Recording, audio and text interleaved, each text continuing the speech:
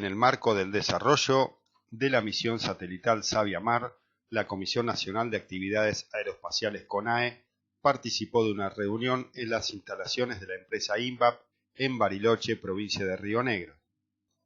para realizar la revisión de la integración del módulo de ingeniería y la producción de unidades del modelo de vuelo, analizar los últimos avances y proyectar nuevas acciones. La reunión contó con la participación del equipo de trabajo de Sabiamar por parte de la CONAE, de las gerencias de proyectos satelitales GPS y observación de la Tierra GOT y de INVAP, contratista principal de proyecto.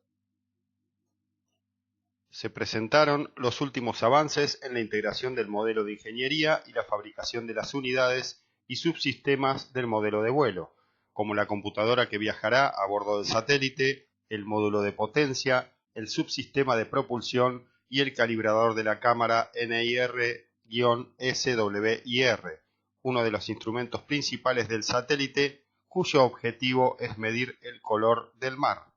o radiancia emergente de la superficie del mar.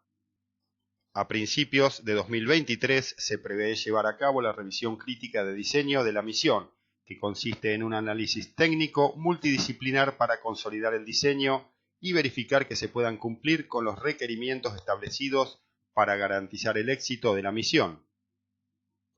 Este hito implica el trabajo conjunto de diferentes áreas del proyecto: el segmento de vuelo, constituido por la plataforma de servicios, los instrumentos del satélite y todas sus unidades de hardware y software; el segmento de tierra, conformado por las estaciones de tierra a cargo de la operación y comando del satélite, y el equipo de ciencia que se ocupa del desarrollo de los productos derivados de la información que obtendrá el satélite Sabiamar.